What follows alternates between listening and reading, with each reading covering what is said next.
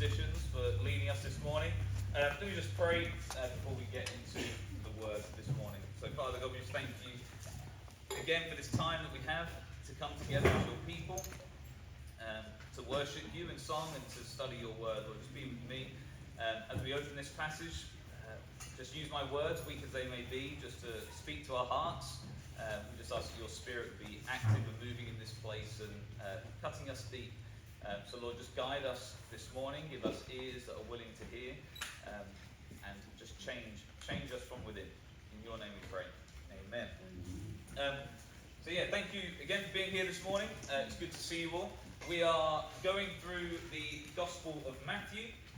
We are still in that. We're up to chapter 23. And I know whenever I preach, I always like to give a bit of a summary of where we are. That's kind of mainly for my benefit, maybe also for yours. I just find like when we're studying the Bible, we're looking at these different passages, it's easy to forget like what is the bigger picture, what is actually kind of going on. And I think just to have that context really helps. So if you remember, it would have been a few weeks ago now, but Jesus entered into Jerusalem. He is going there for the Passover feast. Remember, this is going to be the final week before the crucifixion. So he's had that triumphal entry into Jerusalem. And what's been happening is he's been speaking to the Pharisees and to the crowds and to his disciples. He's been teaching them parables and he's been teaching them what the kingdom is like. And in that time, he has become more and more overt, more and more open about his criticism of the Pharisees. So we've seen, as we've gone through the whole book of Matthew, we do have this kind of common focus, this common theme of the Pharisees and some of their weaknesses, things that they focus on which isn't quite right. But a lot of that has been done in private. Jesus has been kind of speaking to his disciples in private, kind of warning them, look out for the yeast of the Pharisees, that kind of thing. But what's been happening now as we enter into this final time is he has just become more and more open. And now, in these parables that he's been teaching, he is just kind of flatly criticizing, flatly rebuking them, and yet being very, very openly critical about them. So he entered into Jerusalem, he went to the temple, he cleansed the temple of the people who were changing money, who were selling items there, and he talked about the Pharisees as saying that they have turned the house of prayer into a den of robbers. Jesus then, in Matthew, he went out of the city, and we have that funny little story about the cursing of the fig tree, if you remember that. That was teaching us that the Pharisees, even though they look from afar as though they should be bearing fruit, actually when you inspect them a little bit closer, they are not bearing fruit. They're supposed to be a blessing to Israel, but they were not doing that. And the Pharisees are kind of coming back to Jesus, and they're asking questions, and they're trying to trip him up. They're asking about paying taxes to Caesar, for example. But Jesus then tells the parable of the two sons, of the tenants, and the wedding feast. And not to go through them in detail, but just to summarize, what Jesus says about them is that their actions do not match their words. So the parable of the two sons is about Jesus asking, who is the one who is obedient to God? The one who said that he would go and work in the vineyard and didn't, or the one who said he wouldn't do it but then ended up going? And he criticizes them. He says that you have rejected God's messenger. In the parable of the tenants, the story is that the landowner was kind of sending servants to go and time for harvest in the vineyard, and the people who were there, the tenants, they rejected him. They ended up killing the servants and killing the son who was sent. And so this whole time, this picture, I was talking to Wes a little bit about this week, and so if he explained this last week, I apologise, I wasn't here. But we were talking a little bit about how it's almost like a courtroom trial. Justin doesn't look like he's here this morning, so I can talk freely about a courtroom and not feel bad about getting it horribly wrong. I'm basing this completely off what I've seen on television. But the way kind of picturing this is, he's had this kind of open dialogue with the Pharisees, with the crowds and the disciples, and he's almost like, they're standing in the box and they're being kind of accused. They're going through the trial of what they have done wrong. And Jesus is bringing all this evidence against them. And then when they respond and ask questions, they're getting caught up in their own words, they're making mistakes. And last week, there was a summary, and Jesus ultimately criticizes them and boils it down to their failing to not love God and not to love their neighbour. So that was where we were at the end of chapter 22. That's what it all kind of condenses down to. They were supposed to be this light to the nations, and actually fundamentally, this one law that Jesus summarized the law as to love God and to love your neighbour, and they have failed at that. And they don't recognize Jesus for who he is. They don't recognize who the Messiah is. So at the end of chapter 22, Jesus asked them about, well, the Christ, who do they think the Christ is? And it finishes there with no one was able to answer him a word, nor from that day did anyone dare to ask him any more questions. So at this point, as we come kind of into these verses in chapter 23 that we're going to look at now, the kind of image in my head is this dialogue that's been kind of happening between him and the Pharisees. Jesus is now almost turning to the jury, and he's going to make his summary statement about what he now sees as the Pharisees. Because what you'll see as we go into chapter 23, verse 1, is Jesus is no longer talking to the Pharisees. He is talking to the crowds and the disciples. And the Pharisees might have been there, they might have been hearing what he's saying, but Jesus is now summarizing what their faults are, what the main issues are. As we go through these next couple of chapters, we're going to have a lot of positivity of the judgment that is put over the Pharisees. We're going to have all these woes that are happening, but that'll be for next week, so I look forward to that. So let me read chapter 23, verses 1 to 12. Hopefully that's kind of a helpful context just to help us with that. So starting in verse 1. Then Jesus said to the crowds and to his disciples, "The scribes and the Pharisees sit on Moses' seat. So do and observe whatever they tell you, but not the works they do. For they preach, but do not practice. They tie up heavy burdens hard to bear and lay them on people's shoulders, but they themselves are not willing to move them with their finger.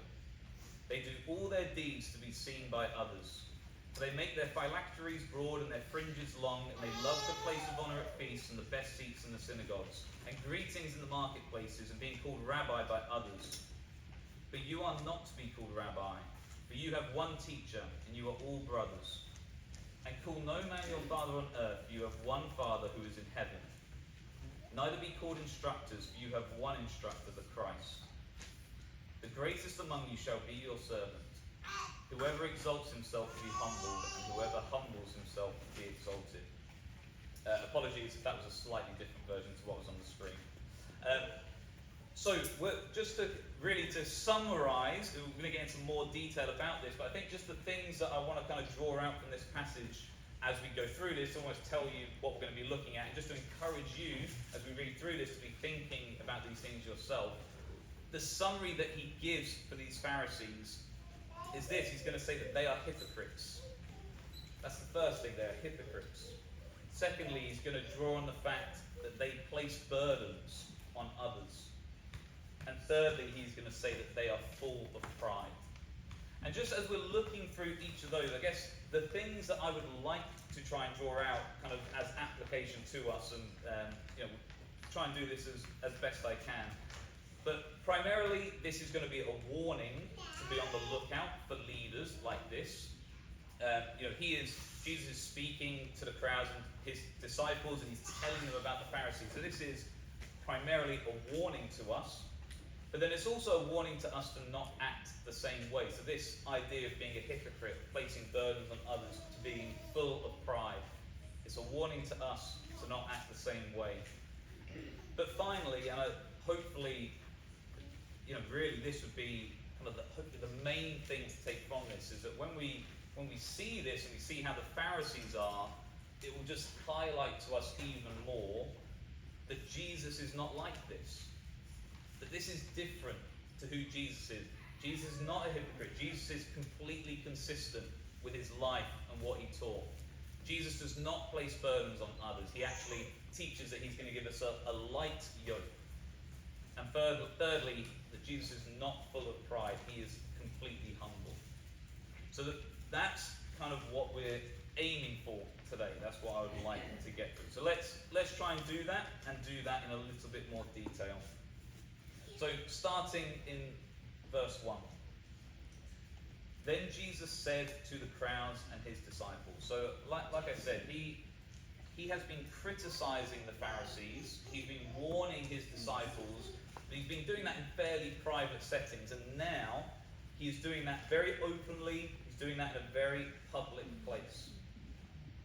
And just before we even get into talking about hypocrites or whatever, I think for us to look at this, we tend to have, and again I was even talking to Wes this morning, I tend to have a very critical spirit. It's very easy to criticize other people. It's very easy to see flaws. It's harder to be positive, or at least in my experience. And I think when we see this, my initial reaction is like, oh great, this is Jesus really getting into it. He's pointing out the Pharisees, he's pointing out all their little faults. This gives me, the opportunity to do the same. And there's some truth in that. We are told, if we are Christians here, to judge between what is good, what is right, and what is wrong. We are called, if we are Christians here, to be aware of false doctrine, to be careful of bad teaching, to call out heresy when we see it, to look for false teachers, and to look for false doctrine. But I think just as a bit of a warning and a bit of a kind of, let's just hold back on that a little bit, because yes, Jesus is doing that here, and we're going to have these long, extensive passages now where that is exactly what Jesus is doing, but it certainly calls for some wisdom on our part. Because this was not a knee-jerk reaction. This wasn't the Pharisees did one thing wrong and now Jesus is just jumping on them. No, he is seeing through his whole ministry the fruit of the Pharisees' lives. This is years of evidence of there being nothing, of years of evidence of false teaching, years of evidence of leading people astray. And so when we maybe find ourselves quick to judge or quick to criticize, I would just encourage us to take a little bit of a step back and just think for a moment about, okay, well, what really is going on behind the scenes here? It's good to be aware and diligent and being mindful of false teaching, but let's try and look at the broader picture. And let's also remember that we are not Jesus. Jesus had a perfect understanding of what was going on. So when he calls out the Pharisees, we can trust that he is doing that in a correct way, that he has a correct understanding. But for us, we need to remember that we might be wrong in our evaluation. That when we look at a situation and we think there is wrong teaching or false doctrine, we just need to pause for a moment and just evaluate ourselves. Well, maybe I'm wrong in this. So anyway, that's kind of just a broader statement. But let's then look verse 2, point 1, that the Pharisees are hypocrites. It says this: the teachers of the law and the Pharisees sit in Moses' seat. So you must be careful to do everything they tell you. To do not do what they do, for they do not practice what they preach. So in the synagogues at that time, so just in case you're less familiar, the synagogue would have been the place where the scribes and the Pharisees would have been. It's where you would have gone for kind of the teaching. It was the equivalent of a church, that same kind of operating sense. And there was a literal seat there, a literal stone seat at the front of the synagogues, where the person who was teaching, they would sit, and it was kind of a sign of authority. I guess it's not too dissimilar to the idea of a pulpit in a church. This is, we would say that we are holding up God's word as the authority, but there is a sense in which, hey, whoever's up here and we're preaching from the word, there is a sense in which this is the authoritative teaching to some degree. I kind of say that with some caution, but an idea that this is where the teaching is taking place. This is where the authority lies. And Moses, again, just if you're a little less familiar, he is representative of the old covenant as the lawgiver. So there's a sense here that by sitting in the seat it's as though there's been a legacy passed on, that the authority of Moses' teaching has now been passed on to whoever sits in that seat. That they now are the legal successors. They are continuing on that authority, and they had the responsibility of teaching Israel, teaching the Jewish people about what God's law was, interpreting the scriptures and teaching that. That's what it means about them sitting in Moses' seat, that they now have the authority to do that. But we have this is probably the most challenging part of this passage to understand, because in verse 3, Jesus says you must be careful to do everything that they tell you. And if you think about the context of what we're looking at, this is a bit of a tricky verse to get your head around, because Jesus has been criticizing the Pharisees and basically saying that you're not teaching the right things. He's going to go on to declare woes over them. And yet in the middle here, you've got this idea that you must be careful to do everything that they tell you. Like, okay, you're saying that everything they're teaching is bad, but we have to listen to them? How does that kind of fit in with the rest of the passage? Well, it is a kind of difficult verse, and there are kind of different ideas that we can look at. I just want to share one with you, because I think it's the most convincing to me about what is going on here. And it's this sense that actually this verse has some kind of ironic, maybe slightly even sarcastic tones underneath it. So in the NASB, in one of the biblical translations, rather than just saying the Pharisees sit in Moses' seat, it says they have seated themselves on Moses' seat. There's a sense in which they have presumed to sit on that seat. I was thinking about, not to always use a teacher illustration, but I was a teacher, so these things always come to mind. But if you're imagine a classroom situation, and before anyone arrives, the students maybe start to file in, and you can imagine, well, what would happen if a student went and sat in the teacher's chair? Most traditional classrooms, you have the student seats, and then at the front, facing the other direction, you have the teacher's desk and the chair sat there.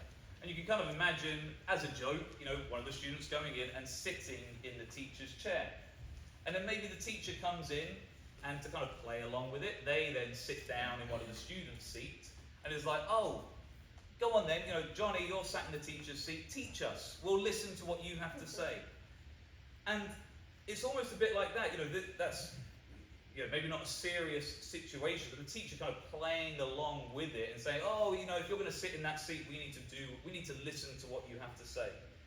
And that's kind of like what's going on here with the Pharisees. They have presumed to sit in Moses' seat, and maybe there's this sense of almost irony, sarcasm, like, well, look, if they're going to sit in the seat, then of course you need to listen to what they have to say. But Jesus definitely makes it very clear, even if they are sat in that seat and they're kind of holding that authoritative position, their practice is condemned. They preach one thing, but do another.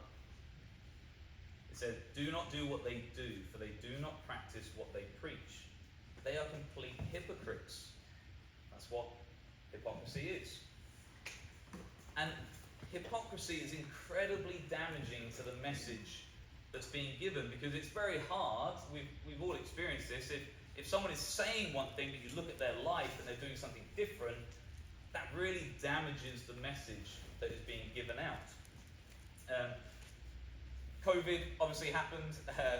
There's a good few years that was going on. And in the UK, there was a big controversy around kind of the lockdowns and how the government handled that. The big controversy was, generally talking in very general statements, there was lockdowns in the UK, and I would say very generally the public were kind of basically on board with it. They kind of saw it as, yeah, this is something we need to do. Not everyone felt like that, but there's a general understanding that, hey, this is something that we're going to do, we're going to lock down. And the government officials, the Prime Minister at the time, and the spokespeople, they were coming out, and they were coming out with all these regulations about, well, how are we going to do this, social distancing, what that means when it comes to public gatherings, how churches are going to meet, how weddings, funerals are going to take place. And people obviously found that very difficult. But what really kicked off, whatever you think about the lockdowns as a whole, What really upset people, what came to light, is you had these government officials, the Prime Minister included, who was saying, we're going to lock down, we're going to put people's safety first, we're going to be doing all these things, you can't have social gatherings. And then it came out that, well, behind the scenes, at 10 Downing Street, which is the equivalent of the White House, they were having parties, they were gathering together, they were not abiding by those same rules that they were proclaiming themselves. People were massively criticising the media. Like I said, whatever you think about the lockdowns as a whole, you can see how the public at that point are going to turn on the people who are giving that message. You're preaching one thing, but your lives are doing something else. Even if that message is a good one, it suddenly loses all its validity because the people behind the scenes are not living it out themselves.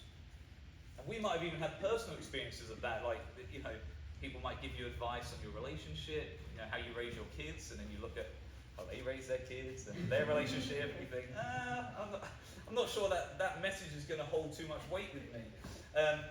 That's not happened here, of course. Or maybe even within Christian circles, if you're Christian here, maybe you've grown up going to church, and maybe there's been times where this exact thing has happened, where you've heard preachers, you've heard the pastors or whatever preaching one thing, but the way that they're living their lives out is completely different.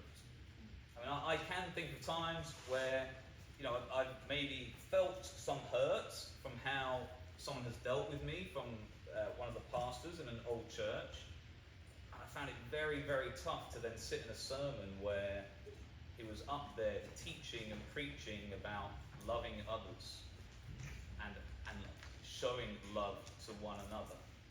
Now, I'm sure I've had some issues there myself to kind of work through, but in my perception at the time, that was very tough to hear them preaching one thing about loving, but at the same time feeling as though, well, that is not how you dealt with me. That is very different to how you dealt with me. Or if you're not a Christian, or you can think about non-Christians, one of the things that people will highlight as an issue that they have with Christianity as a whole is they hear what the Christian message is supposed to be, and then they see examples of people who call themselves Christians living their lives, and they look at that and they see a discrepancy. And it hurts the message. It hurts the message of the gospel. They think, well, why would I want to be involved in Christianity if that's how Christians act? What they're preaching doesn't match with how they're living their lives. So there's definitely a warning here that we should care about people's actions. Jesus criticizing the Pharisees for being hypocrites. We should live consistent lives. So there's definitely that, but maybe just to encourage you, I mean, if you have experienced church hurt, if you've been on the receiving end of people being hypocritical, just to encourage you, especially if you're not a Christian and this is what has turned you off from the Christian message, is to encourage you to try and separate the two. That just because the person is being a hypocrite, is being inconsistent, doesn't mean that the message itself is bad. In this passage, Jesus is not criticizing the law, criticizing the authority of Moses. He is criticizing the people who are giving the message and not living a consistent life. So to encourage you to try and separate the two. Last kind of political example, I'll try and be careful of this. I think it's a non-controversial thing to say that in the US at the moment, there is a lot of people who are criticizing Joe Biden, and there's a lot of people who are criticizing Donald Trump. I think that is safe ground. I think that's okay to say that. That is happening. People are being critical of that. People are generally, there's Democrats who are hoping and wishing that there would be a different Democrat nomination. There are Republicans who are hoping and wishing there'd be a different Republican nominee. I don't think, and I could be wrong, I don't think anyone is calling for the office of president to be done away with. I could be wrong. I don't think anyone has called for that just yet. We are able to look at kind of the people who are representing and leading in those institutions, and we are able to be critical of things that they stand for, the way that they represent themselves, whatever, but we're able to separate that from we recognize that maybe these are not the best representatives of what we would ultimately like, but actually we still stand by the idea of the US Constitution, the presidency, etc. And so just because these Pharisees are bad doesn't mean that what they are representing is bad. In fact, quite the opposite. Like I said, Jesus is criticizing the Pharisees, but he is not criticizing what is behind them. And so, like I said, just to think about, well, what can we do with this? So firstly, this is a warning to us to look for leaders who are living consistent lives. And I'm talking there in a Christian sense here. To look for spiritual leaders who live lives that are consistent with what they are preaching. But then also to think for ourselves. We need to make sure that we are not acting in this way. Our words and our actions need to align. So we would say, I think, with confidence that Jesus came to seek and save the lost. Well, do our hearts go out to those people, to those who don't know Jesus? Are our actions aligning with our words? We would say that Jesus said to love your enemies. Well, are we active in how we're reaching out for others? Are we actively showing love to our neighbours, first of all, but also to our enemies, the people who stand against us?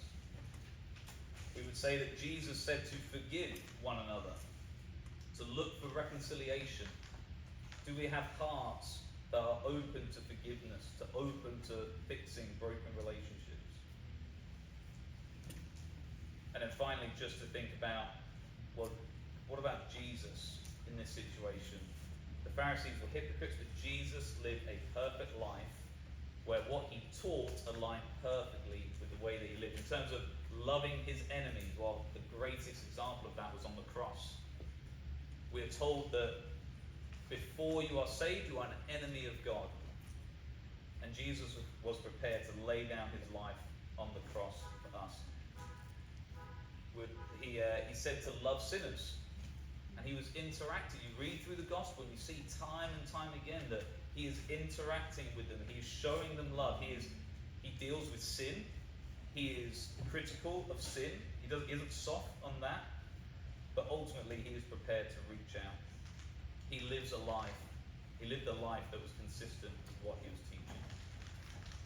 Okay, so that was my first point. They are hypocrites. Secondly, in verse 4, they place burdens on other people. Verse 4 says this: they tie up heavy, cumbersome loads and put them on other people's shoulders, but they themselves are not willing to lift a finger to move them.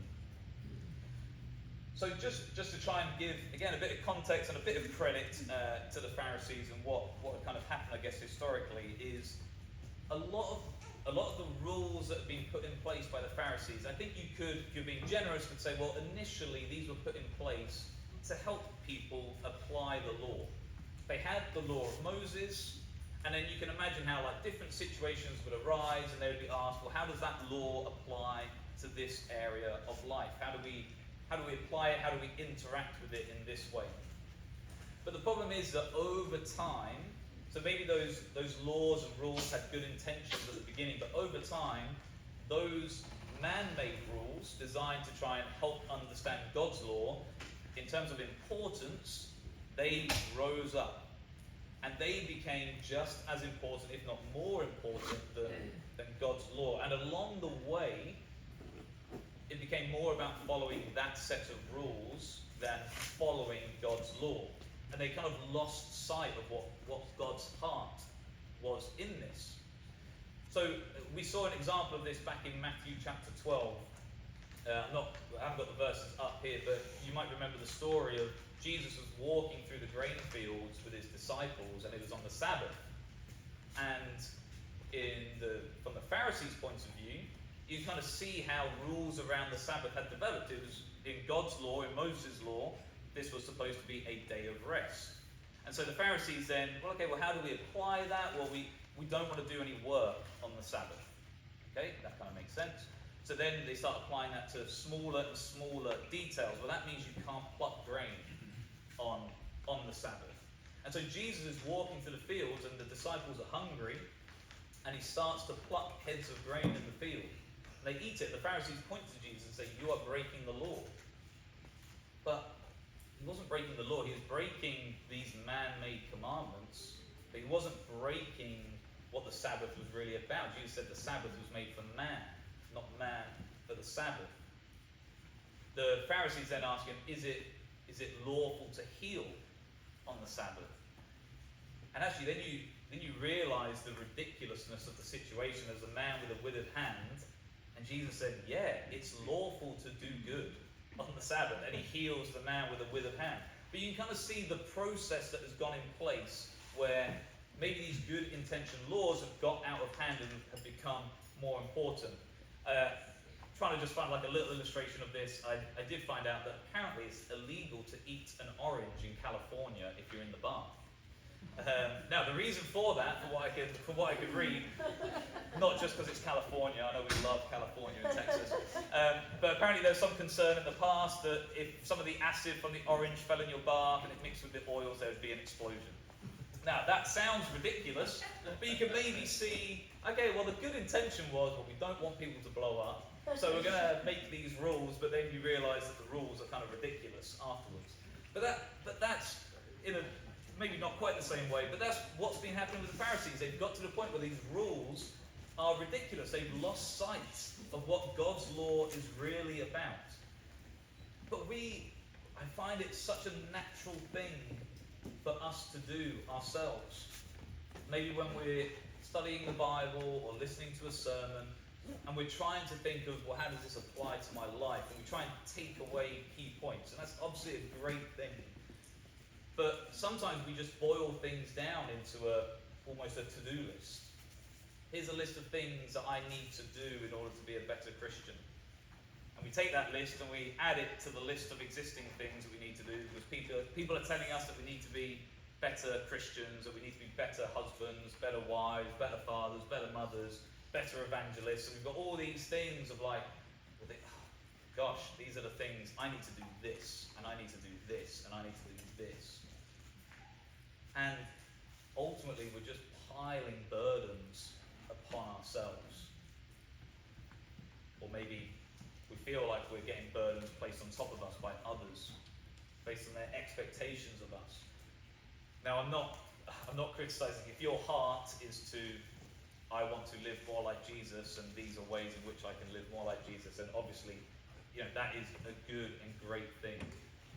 I just want to caution against us making a set of rules for ourselves, as though, well, if I just live by these rules, then I'm living a Christian life. Because ultimately that is a burden. That is what the Pharisees did. And Jesus did not want that to happen. Being a Christian, living a Christian life isn't about boiling it down to a set of simple rules to follow about how to be a better person, better Christian, better man, better woman.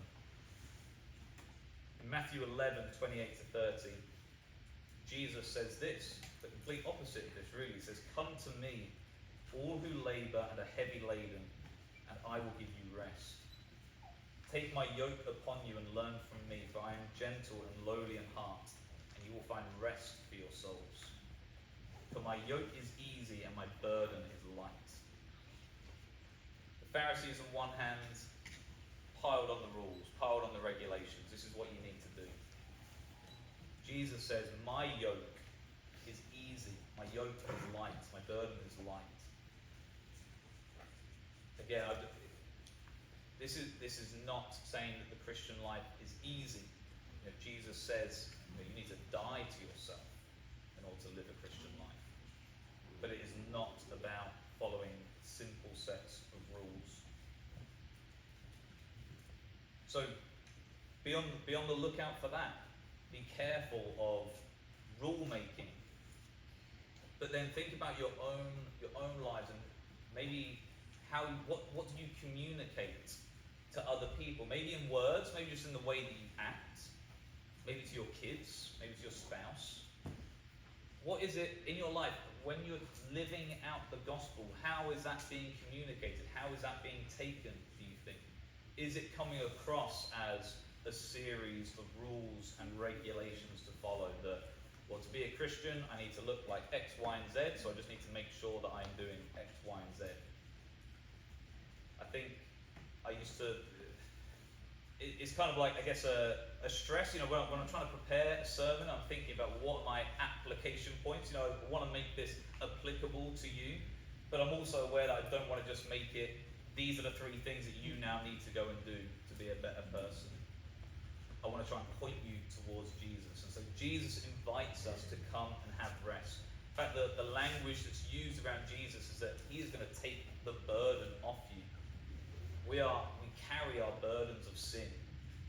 But Jesus on the cross, he lifts that, he takes that away from us and places it on himself. Okay. So thirdly, they are full of pride. So verses 5 through to 7. Everything they do is done for people to see. They make their phylacteries wide and the tassels on their garments long. They love the place of honor at banquets and the most important seats in the synagogues. They love to be greeted with respect in the marketplaces and to be called rabbi by others. So, again, a little bit of context. We're going to jump back just into the Old Testament very quickly, because we have these phylacteries, I think I'm pronouncing that right, and these tassels on their garments. And these are, so the phylactery, I think they're called something different now. I think Jewish people will still kind of hold to this. But back in Deuteronomy chapter 6, verses 6 to 8, the phylactery is like a little box, and it contains scripture, and it contains the law of God. And the Jewish people, the Pharisees at the time, they would literally have these boxes tied to their arms and tied to their forehead. And it comes from this in Deuteronomy chapter 6. God is speaking, he says, "These commandments that I give you today are to be on your hearts. Impress them on your children. Talk about them when you sit at home and when you walk along the road, when you lie down and when you get up.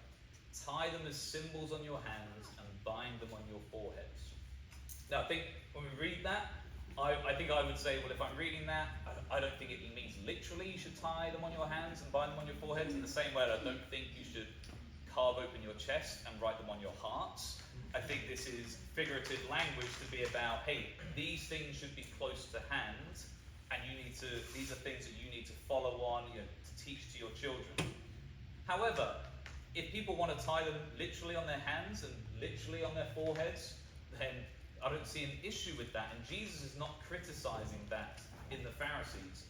What he criticizes, that's what those phylacteries are, he criticizes the fact that they make them wide. The point of having these was so that it would be something to help you remember God's law. And what have the Pharisees turned it into? This is a thing that I'm going to show off. I'm going to make sure that you know that I'm wearing it. I'm going to make this box extra big. I'm going to carry around a massive Bible, so you know that I'm serious about my faith. I'm going to have the biggest box on my head, so you know that I'm being obedient, that you know that I'm super holy, super spiritual.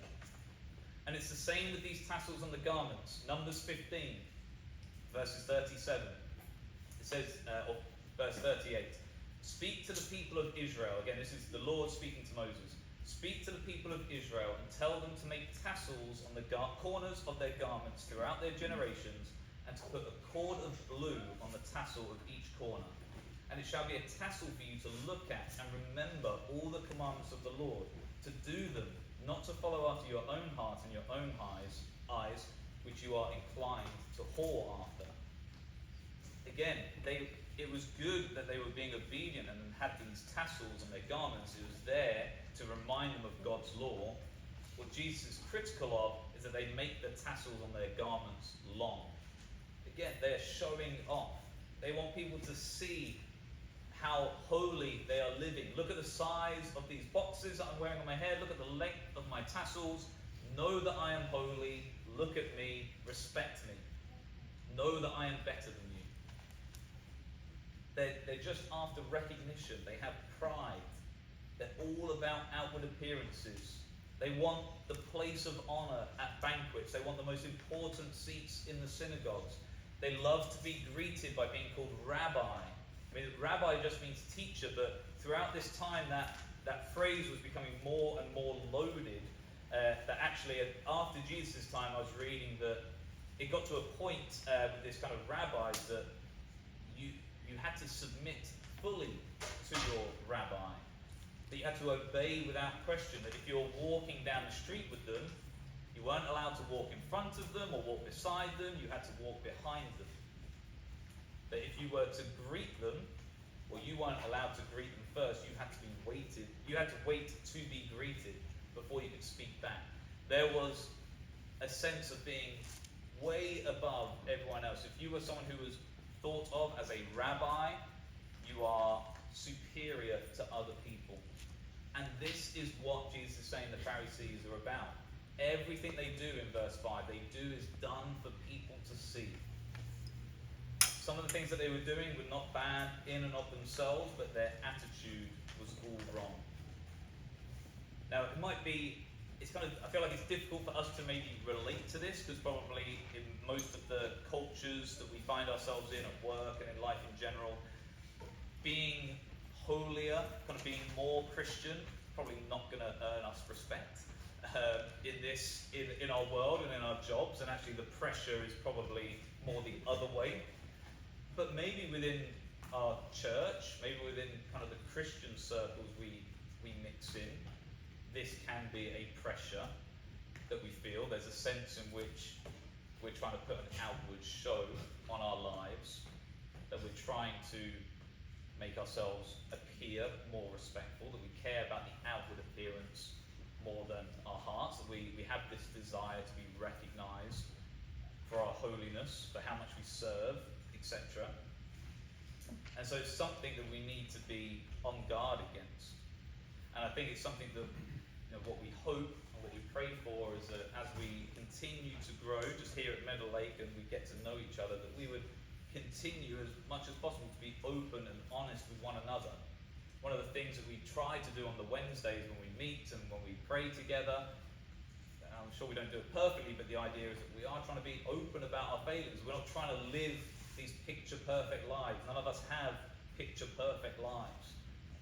We have faults. There are ways in which we are falling short of living the perfect Christian life. And that is okay, because none of us are perfect and we are following Christ. And actually, what we're called to do is we're called to be humble. And we're called to serve others, not to put ourselves first and lift ourselves up. We're called to be lifting others up. And again, Jesus does that perfectly. That was what his life was all about. He made himself humble. He came to this earth. He stepped out of heaven to come down to us. He humbled himself, even to the point of being on the cross. So finally then, just to kind of close, and I feel like this is verses 8 to 12 relatively quickly, because it's really just, in some ways, a bit of a summary, like, well, what do we do with this then? Verses 8 to 12. Jesus has shown them to be hypocrites. He's shown them to be people who place burdens, and he's shown them to be people who are full of pride. And then we're seeing, well, how should, because he's speaking to the disciples and the crowds, remember, how should we now live and act? So verses 8 to 12, you are not to be called rabbi, for you have one teacher, and you are all brothers. And do not call anyone on earth father, for you have one Father, and he is in heaven. Nor are you to be called instructors, for you have one instructor, the Messiah. The greatest among you will be your servant. For those who exalt themselves will be humbled, and those who humble themselves will be exalted. Another great example of why we can't just take individual verses out of context. If we just picked up verse 8 and verse 9, and we came away saying, well, we're not to call anyone teacher, and I shouldn't even call my dad father. Is that what this is talking about? No, the Bible is clear when we read elsewhere. There are positions even within the church. We've been talking about elders and deacons and teachers, and even if there's probably people in our lives who we consider to be our teachers, even if we don't call them rabbi to their face. People who we might consider as people who have spiritual authority over us, who can talk into our lives, and we're called to submit to those authorities. And obviously we have parents, and we're okay to call them father.